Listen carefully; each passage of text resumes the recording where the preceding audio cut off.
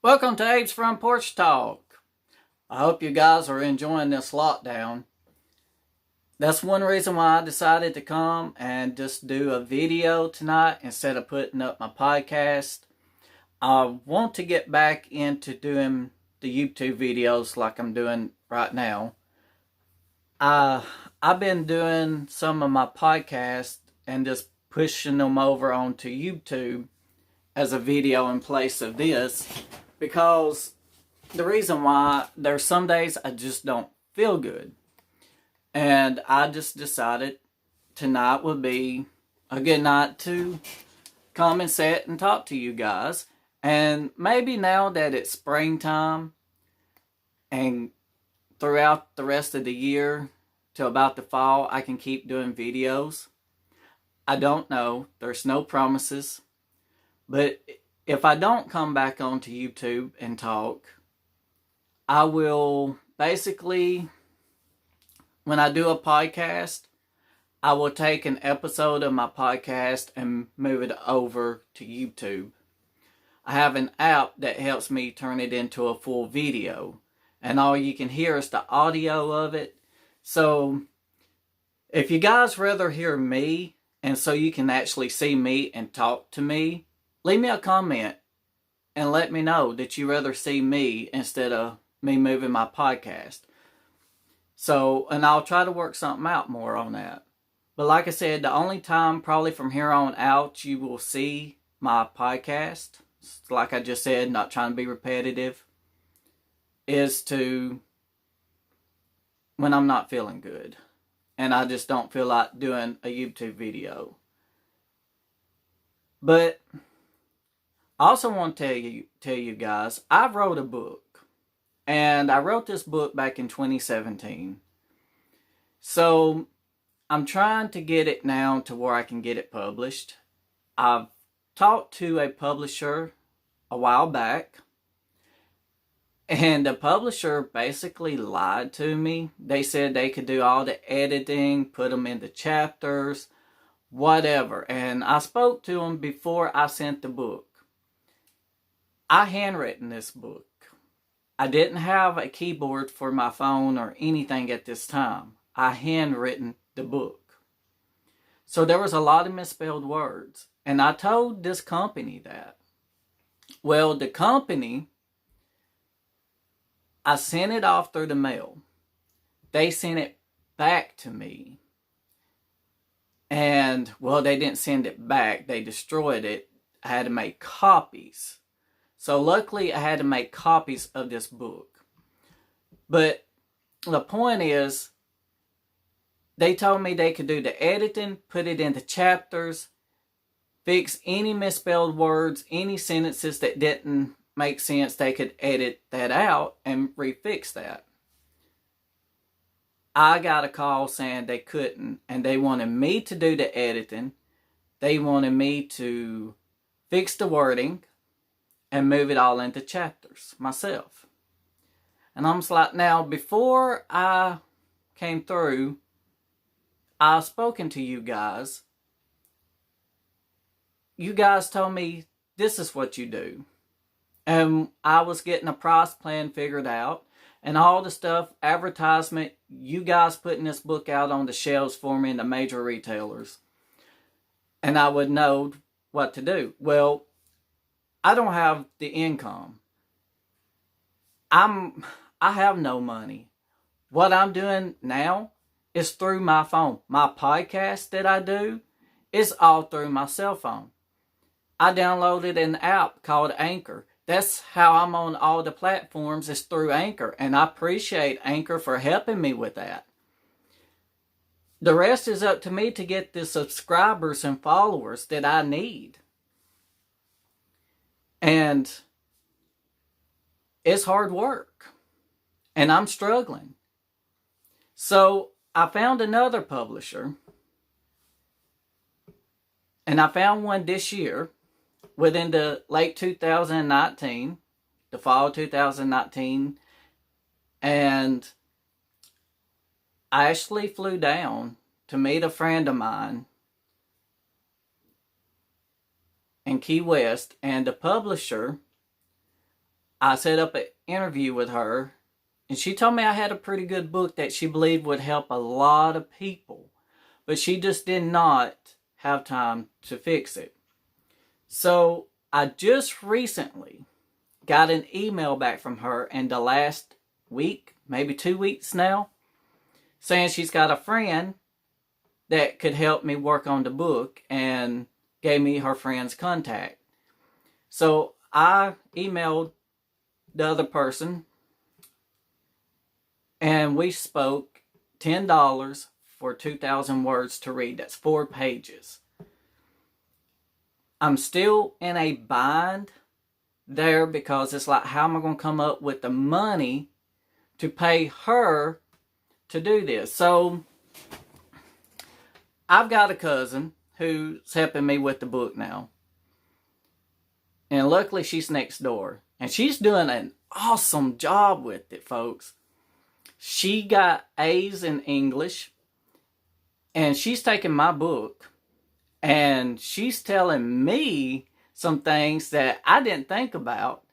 And she's not putting it into her words, but it's all staying in my wording. And she's enjoying this book.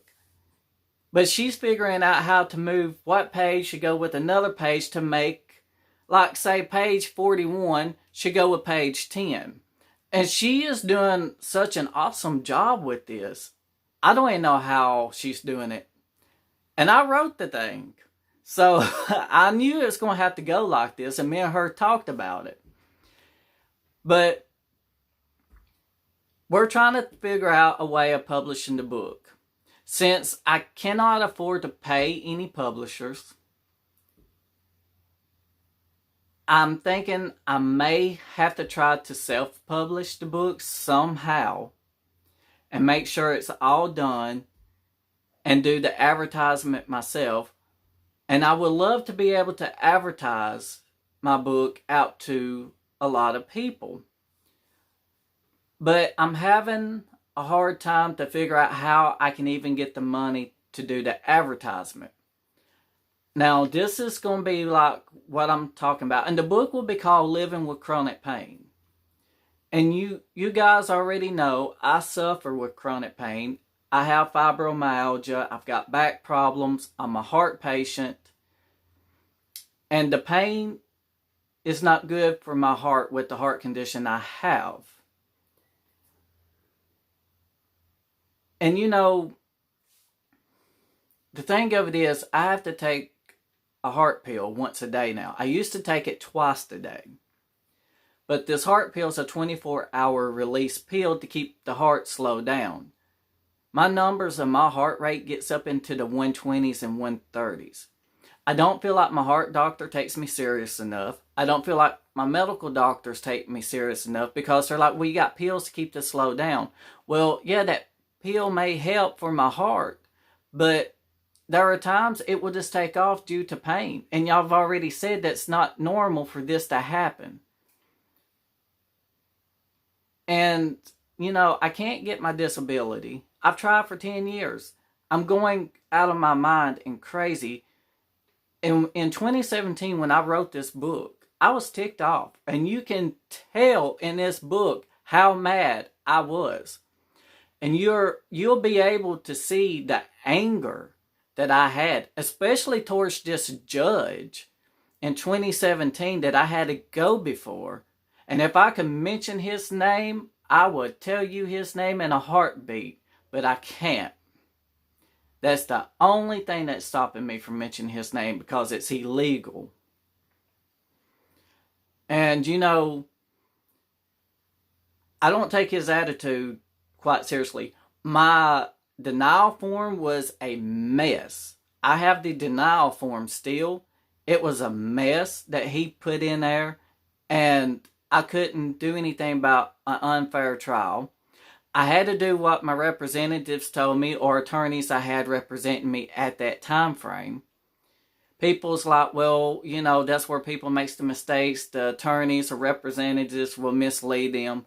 Well, when you don't have any money and you're just a small person on a totem pole that can't do nothing, you got all these higher ups than you then what can you do? I mean, you're the small man with nothing. It's like taking a fly swatter and hitting a fly with it. Defenseless.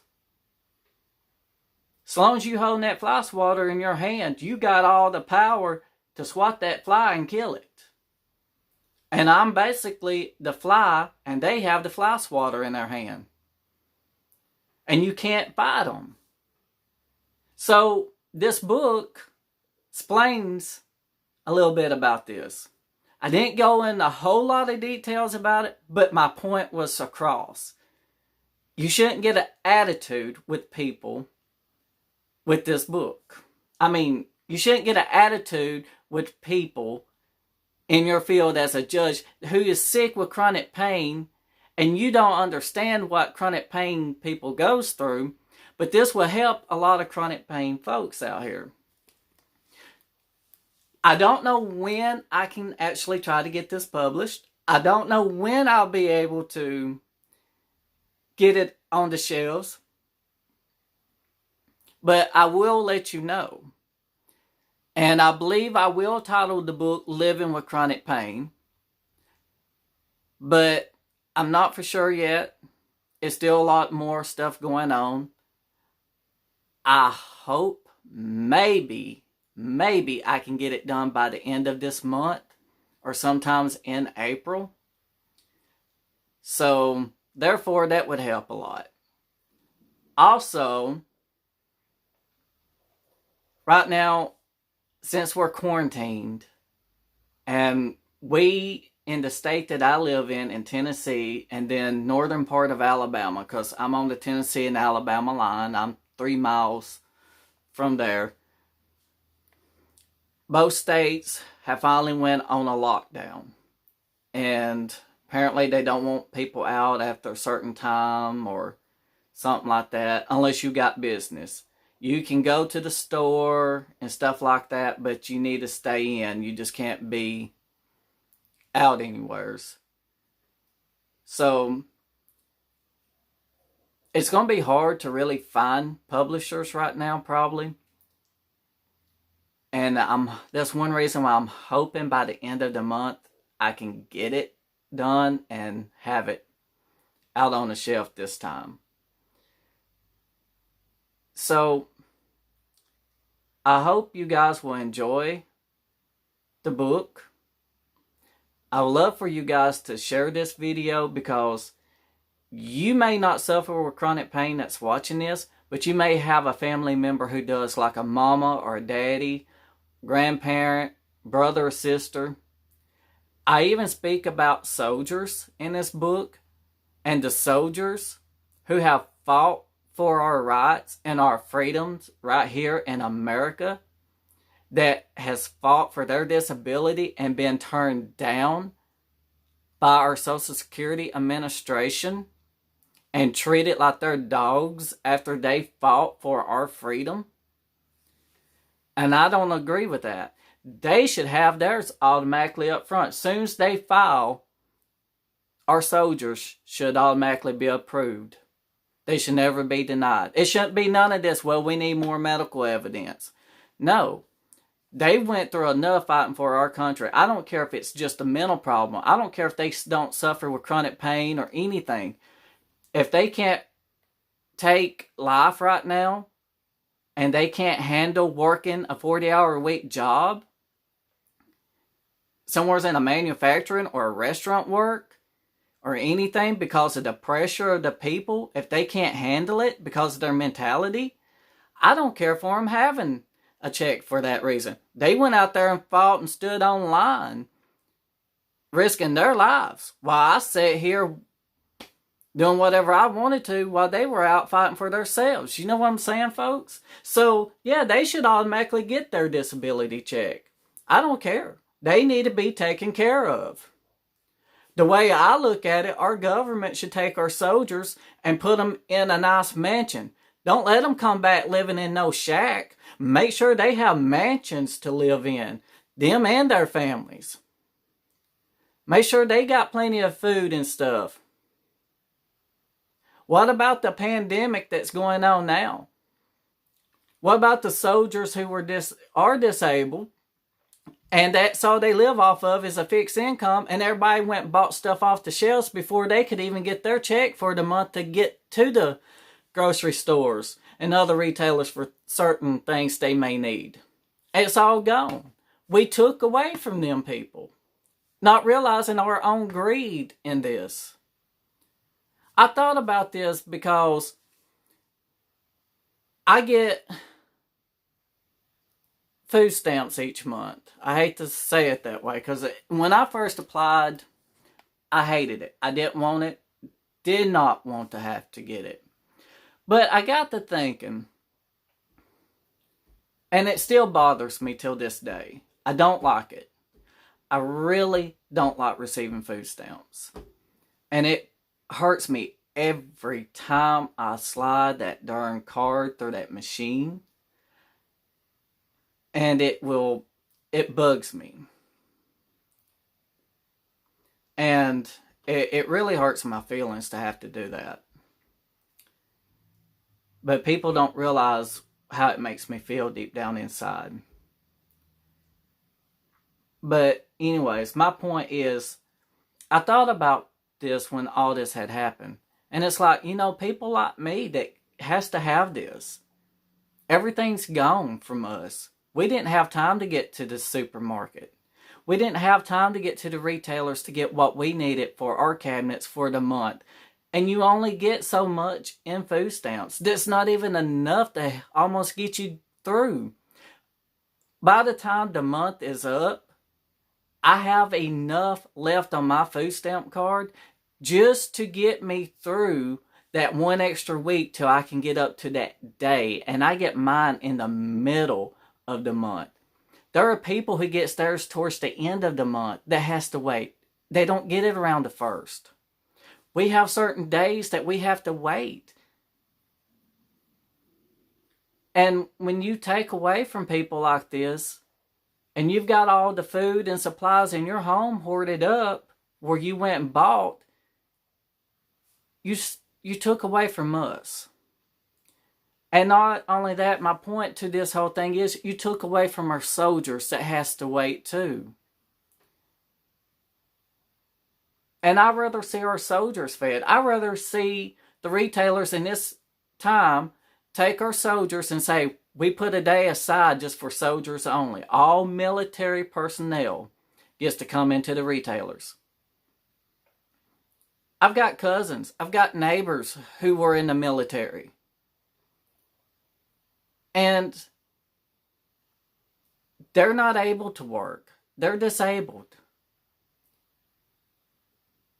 But they need help. And somebody, a family member, has to be with them when they go to these retailers to get groceries because they need the help that they need. And, it's sad. And maybe some are physically able just to go in there by themselves, and that's fine. But there are those who needs that help, and when they can't get their food too, and they might have favorite stuff they like to eat, and it was gone. Maybe they rather had a roast or something. They was wanting that roast, and when it come time, the roast was gone. The beef, the chicken, whatever.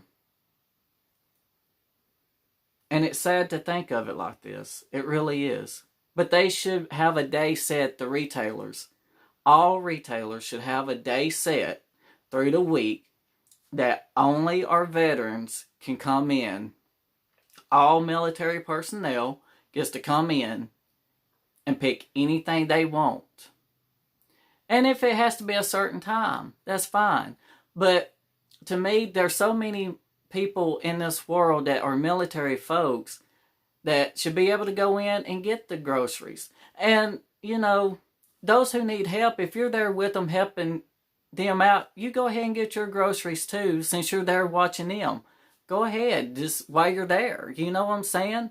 Don't overstock. Don't take away from other people's got to come or take advantage of it. But they need the help. And it should be all day thing. And then the next day people can go back and do their thing.